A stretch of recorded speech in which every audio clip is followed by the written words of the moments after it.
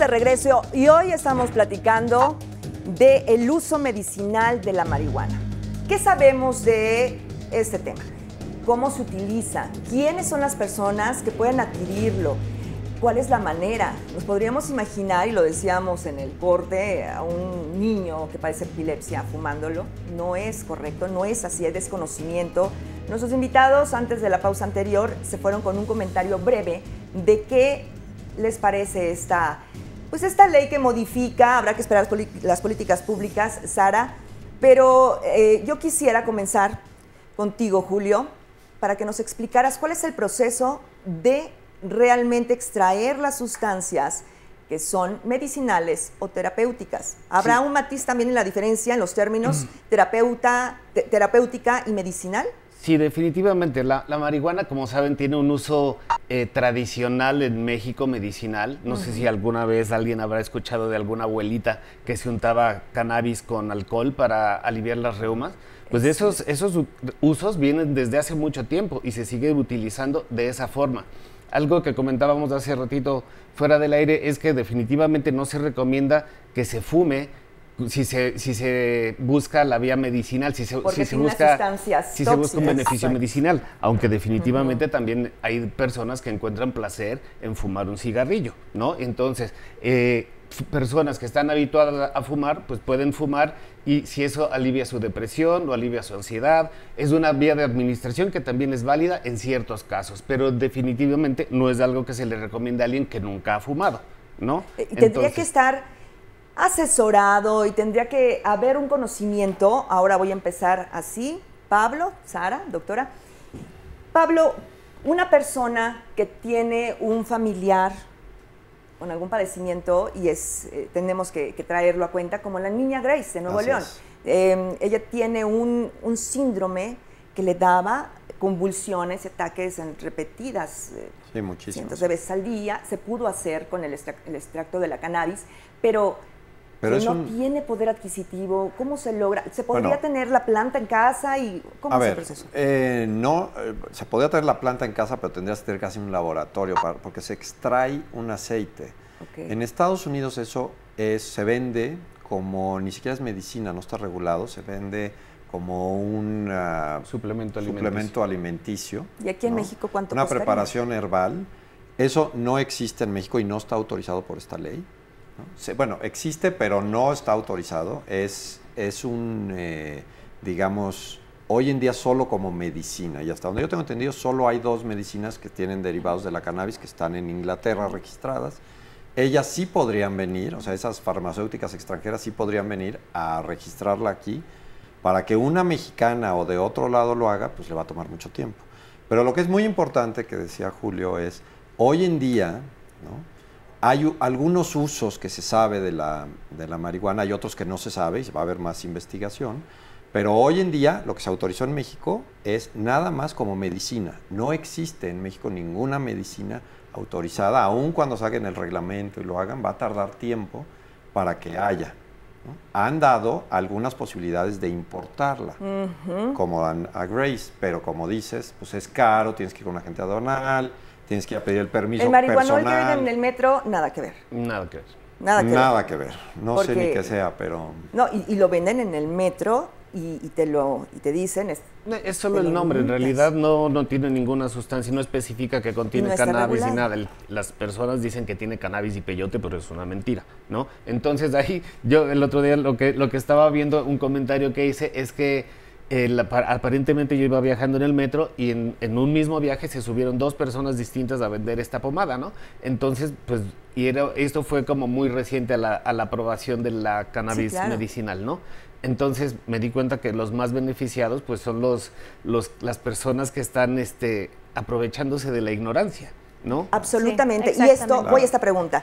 ¿Esto es un negocio para las farmacéuticas, Sara? Exactamente. Esta ley favorece a las farmacéuticas, es lo que estamos viendo en muchos países. En Argentina también acaban de aprobar una ley muy parecida, y esto es donde estamos viendo que su poder de cabildeo ha sido mayor que el poder de cabildeo de los pacientes, porque realmente lo que los pacientes quieren y lo que hemos visto en otros países como Chile, por ejemplo, es el poder de cultivar su propia medicina para sus hijos por porque es mucho más barato para ellos poder hacer esto que importar un frasco de aceite de CBD, que es uno de los cannabinoides. Digamos que hay más de 120 cannabinoides que todo el tiempo estamos descubriendo nuevos cannabinoides. ¿Y cannabinoides. cuáles son los que sirven? Bueno, CBD es uno, pero la relación entre CBD y THC aumenta, que tiene un impacto positivo en muchos de estos padecimientos como epilepsia, como enfermedades de Crohn's, como cáncer, como alivianar el dolor. Entonces, de que solo estamos aislando un cannabinoide no va a tener la efectividad que quisiéramos en estos casos. Entonces, Grace ha podido importar aceite de CBD, eso le ha ayudado muchísimo. Hemos acompañado su caso ya desde hace más de 2 años, ¿no? Sí, desde México Unido y yo y otros.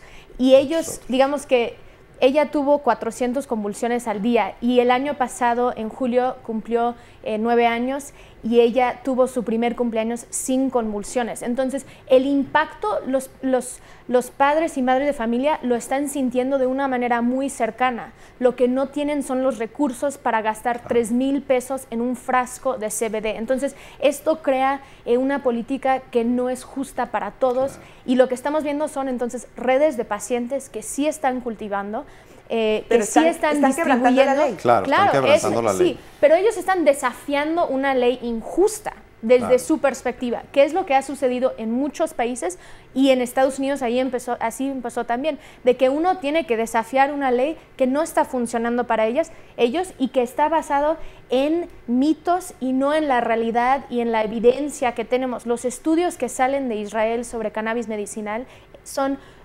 abundantes y tenemos mucho conocimiento de también cuánto necesitamos THC para alivianar el dolor. Justo alguien que tiene cáncer quiere un efecto psicoactivo, quiere bajar las náuseas, aumentar el apetito, que son algunos de los efectos del THC. Entonces, estamos hoy en día estigmatizando una parte de la planta y realmente no abriendo la puerta a una medicina que necesitamos como país y que además deberíamos estar produciendo dentro del país. Somos un país productor.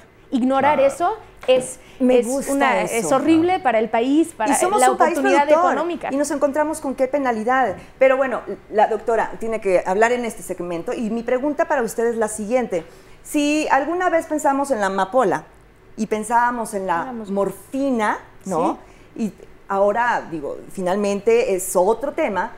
Pero podríamos llegar a pensar que los cannabinoides o el THC o las sustancias podrían volverse pues una patente realmente mexicana sin tener que quebrantar la ley. ¿Cuáles serían estos efectos desde su punto de vista? Bueno, yo lo que considero que para dar ese paso es importante la evidencia, es importante la investigación, que nuestra toma de decisiones esté basada en hallazgos. Precisar qué alcance tiene, en qué padecimientos, cuánto de ese padecimiento realmente está teniendo el impacto este cannabinoide, ¿verdad? En específico, ¿verdad? Costo-beneficio también, pero también esta otra parte de precisar en qué se va a permitir, en qué dosis, cómo se va a controlar, ¿verdad? De tal manera que no es solamente sí o no, sino con base en qué vamos a ir tomando esas decisiones y con base en qué vamos a ir regulando que esas decisiones se vayan llevando a cabo en forma tácita, en forma comprometida. Tenemos que ir acompañados de un médico, porque no vamos a agarrar la puma del metro o la plantita que exprimamos o lo hagamos té y entonces no lo tomamos. O sea, hay mucho desconocimiento de esto. Es muy importante el origen de la planta, porque actualmente si tú adquieres una planta, digamos, en el mercado negro, no sabes si la planta estuvo fumigada, no sabes si la planta tuvo un pesticida, no sabes si la planta tuvo un hongo. Entonces, tú a la hora de que adquieres por desconocimiento una planta con la finalidad medicinal y la adquieres en el mercado negro, pues tienes más riesgos o tienes riesgos que no estás contemplando, ¿no? O sea, la cannabis pues, tiene que tener un tratamiento, un cuidado para que tenga un grado medicinal, ¿no? Sin embargo, hay muchos pacientes que cuando el autocultivo es la única opción, es lo que ellos quieren porque ellos mismos dicen, yo soy la mejor persona para hacer esta medicina para mis hijos es si puedes aprender cómo hacer un aceite, si no tienes un dispensario como en Estados Unidos donde están vendiendo aceites con THC comestibles para personas que no lo quieren fumar. Digamos que donde no tienes todas las opciones, la gente van a recurrir a el mercado negro para comprar la planta y hacer lo que pueden, o el autocultivo donde tal vez no van a tener todo el conocimiento. Pero yo creo que educar a las personas para que ellos mismos pueden autoabastecerse es algo importante. Y eso es algo donde con ciertas enfermedades como el cáncer, que puede empeorar mucho más rápido, es más difícil eso. Pero cuando tú sabes que por muchos años vas a estar cuidando a tu hijo que tiene epilepsia, esto es una gran opción. Yo, nada más regresando al tema de amapola, yo creo que también sí deberíamos estar hablando de amapola, que en México hay escasez, acceso a sustancias derivadas de opiáceos para aliviar el dolor. Sabemos que en Guerrero, donde se cultiva el amapola, no hay ni un doctor que puede prescribir opiáceos para aliviar el dolor. Entonces, estamos en un momento donde estamos importando productos principalmente de Francia, para cierto sector de la población que tiene recursos para comprar esos opiáceos como morfina, y estamos desaprovechando una oportunidad donde sí podríamos estar cultivando de una manera legal. No de una manera ilegal. Exacto. Estamos estigmatizando mucha gente. Y estamos desperdiciando, me da la impresión, Pablo, y pueden opinar los demás, por supuesto, estamos desperdiciando. Si alguien dice, voy a cultivar plantas de marihuana en mi casa, ¿la puedo exportar? Hoy no. Hoy en día no. Ni yo, que tengo permiso, podría exportar. No puedes, estás quebrantando la ley. Si la exportara. Pero lo que es muy importante, lo que dice Sara, es en un país productor, estás obligando a los campesinos que la plantan a ser rehenes de las redes de tráfico, que no son, ya sabemos, pues muy conscientes, ni tienen conciencia social, los tratan mal, les pagan poco, bueno, los esclavizan. Y hacemos otra mesa otro día. Cuando tú podrías, como dice, tener un mercado perfectamente legal de heroína, ¿no? O de metadona, o de lo que tú quieras, para exportar a otros países y para usarlo médicamente, igual con la marihuana. El problema real es un problema de estigmatización y de ignorancia, como dice la doctora. No sabemos qué hacen todas estas sustancias porque no hay mucha investigación, porque está prohibido hacerlo. No sabemos cómo regularla porque está prohibida. Entonces, lo que nosotros decimos es, vamos a cambiar la mentalidad. El mercado ya existe.